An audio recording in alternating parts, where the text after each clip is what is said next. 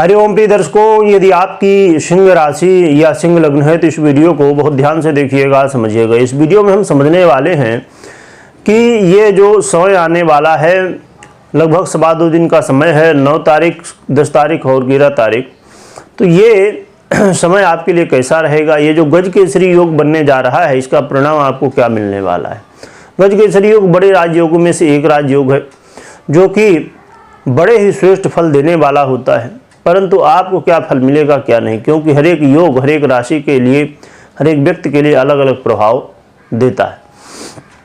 देखा जाए तो चंद्रमा का अब गोचर होगा 9 तारीख को रात्रि में 9:15 बजे से लेके, और 9 तारीख, 10 तारीख और 11 तारीख को 11:54 तक वृषभ राशि में गोचर रहेगा, जहां पर देवगुरु बृहस्पति चंद्रमा के ही नक्षत्र में गोचर कर रहे हैं। चंद्रमा भी अब वृषभ राशि, उच्च राशि में गोचर करेंगे और साथ में अपने नक्षत्र में भी गोचर करेंगे। तो वो समय कहा जाए कि 9 तारीख को प्रारंभ होगा, तो 10 तारीख बड़ी महत्वपूर्ण है, 11 तारीख भी महत्वपूर्ण है, परंतु सबसे ज़्यादा श्रेष्ठ 10 तारीख का समय है। 10 तारीख को बड़े अच्छे रिजल्ट देखने को मिलेंगे, जो कि 2.25 दिन ही मिलेंगे पूरा, परंतु जब स्वयं के नक्षत्र में होंगे और एक ही नक्षत्र में देवगुरु बृहस्पति और चंद्रमा होंगे, तो फिर और भी बेहतर परिणाम मिलेंगे। अब यहाँ पर ये समझने की बात है कि चंद्रमा जो है तो आपके बेस हैं और आपके कर्म भाव में गोचर करेंगे। देवगुरु बृहस्पति आपके अष्टमेश भी हैं और पंचमेश भी हैं, तो ये यहाँ पर गोचर करेंगे। तो ये बात ध्यान में रखिए कि चंद्रमा बेस है, तो इसका भी परिणाम देखने को मिलेगा। अब रही बात कि आपके जीवन में यदि आप चाहते हैं कि बदलाव हो, तो क्या बदलाव हो सकता है, इससे ये समझ लेते हैं। प्रिय दर्शकों, चंद्रमा और देवगुरु बृहस्पति का ये जो युति है, ये आपके कार्य क्षेत्र में बड़े श्रेष्ठ परिणाम देने वाली।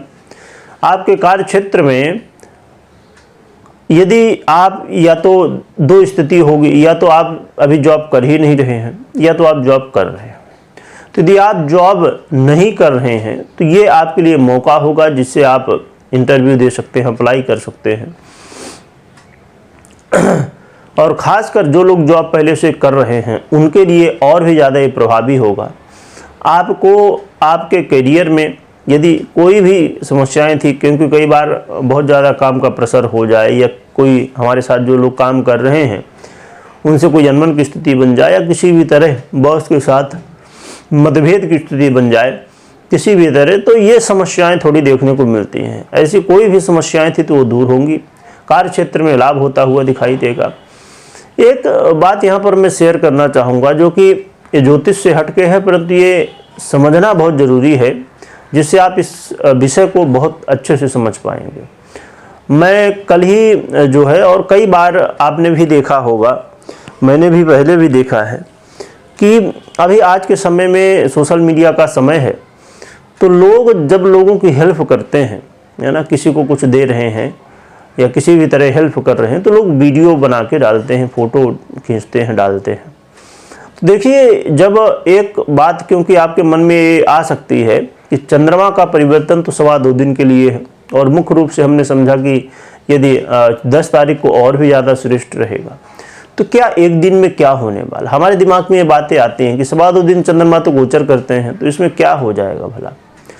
आप सोचिए उस व्यक्ति के बारे में, जिस व्यक्ति को आवश्यकता होती है किसी भी चीज़ की। वो लोग जो बहुत ज़्यादा गरीब लोग हैं, तो वो रोड में पड़े रहते हैं, और कई बार खाने पीने की व्यवस्था नहीं, कपड़े की व्यवस्था नहीं, नहाने की व्यवस्था नहीं। मतलब आप वीडियो आपने देखा होगा, बहुत सारे गरीब लोग ऐसे हैं जिनकी लोग हेल्प करते हैं, है ना, और ट्रस्ट होता है, या जिसकी जैसे समर्थ है उसे करते हैं। तो यहाँ पर जरा विचार करिए कि एक दिन में भी वो 10 मिनट का समय या आधा घंटा का समय, कैसा वो समय है एक दिन, कि वो आया, कोई एक व्यक्ति आया और उसने सामने वाले की हेल्प की, उसको खाने के लिए, कपड़े आदि जो भी जैसे भी जो लोग हेल्प करते हैं, तो दे के गया। जरा सोचिए कि एक छोटा ही तो समय था, कुछ ही मिनट, कुछ घंटे यदि हम लें तो जीवन में एक सेकंड भी बदलाव के लिए महत्वपूर्ण होता है। वो पल, जिस पल आपने अपने जीवन में सफलता प्राप्त की होगी, वो तारीख आपको ध्यान में होगी। हम अपनी शादी होती है, उसकी तारीख ध्यान में रखते हैं कि भाई एनिवर्सरी है, और भी ऐसे बहुत सारे पल। तो एक क्षण ही बड़ा महत्वपूर्ण होता है जीवन में बदलाव के लिए, तो इस बात का ध्यान रखिए। तो कार्य क्षेत्र में बदलाव की स्थितियाँ, पॉजिटिव स्थितियाँ देखने को मिलने वाली हैं, और साथ में आपके कर्म में भी। अब जब हम जॉब की बात करें तो हम एक निश्चित और बहुत कम, ऐसा नहीं कि हर एक व्यक्ति जॉब ही करता हो। कार्य क्षेत्र में जहाँ प्रभाव पड़ रहा है तो जॉब में भी प्रभाव पड़े, क्योंकि ये जॉब का भी भाव है। और आपके कार्य क्षेत्र में हर एक व्यक्ति आ जाता है, क्योंकि कोई जो बैठे हो आप, चाहे खड़े हो, वो कार्य ही है, आपका काम ही है। तो आपके जीवन में इसका प्रभाव देखने को मिलेगा। साथ में यदि पिता के साथ अनबन की स्थिति या कलह का माहौल बना हुआ था किसी भी तरह, तो वो दूर होगा। और साथ में ये भी देखेंगे कि आपके जीवन में सरकारी क्षेत्र से जुड़े हुए यदि कोई भी मामले फंसे हुए थे, समस्याएं थी, तो उन मामलों में भी आपको सफलताएं देखने को मिलने वाली है। साथ में यदि विदेश से जुड़े हुए हैं तो विदेश से जुड़े हुए लोगों को बेनिफिट होता हुआ दिखाई देगा, कहीं न कहीं लाभ होता हुआ दिखाई देगा। या विदेश यात्रा के लिए प्रयासरत हैं तो इसके लिए भी आपको मौका मिल सकता है। साथ में आपके जीवन में यदि आप चाहते हैं कि अचानक धन की प्राप्ति हो जाए, है ना, हर एक व्यक्ति चाहता है कि भाई आज कलयुग है, कलयुग में लोग ये सोचते हैं कि यदि अचानक धन मिल जाए बिना मेहनत के तो बढ़िया है ना। तो ये कलयुग में जो प्रभाव है उसका प्रभाव दिखेगा, यानी कि आपको अचानक धन प्राप्ति के योग संयोग बनेंगे। और यदि आप किसी भी विषय में रिसर्च वर्क कर रहे हैं तो यहाँ पर सफलताएं देखने को मिलेगी। आप यदि अपने जीवन में लव लाइफ में हैं तो भी यहाँ पर आपको अच्छे परिणाम मिलेंगे। आप लॉटरी, जुआ, सट्टा इत्यादि से संबंध रखते हैं तो यहाँ पर लाभ मिलेगा, परंतु अभी वीडियो को पूरा देखिए, इतना सुन के आपको आगे नहीं बढ़ना है। साथ में ये भी देखेंगे कि विद्यार्थियों के लिए भी ये समय काफ़ी अच्छा रहने वाला है, श्रेष्ठ परिणाम देने वाला है।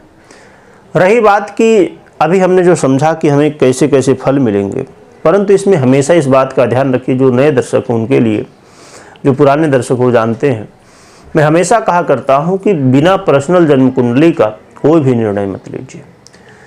अब जैसे यहाँ पर हम समझे कि अब किसको कम किसको ज़्यादा, तो जिनकी जन्म कुंडली में गजकेसरी योग होगा, या जिनकी जन्म कुंडली में देवगुरु बृहस्पति या चंद्रमा अच्छे योग बना रहे होंगे, अच्छी स्थिति में होंगे, उनको ये परिणाम मिलेंगे, अच्छे परिणाम मिलेंगे।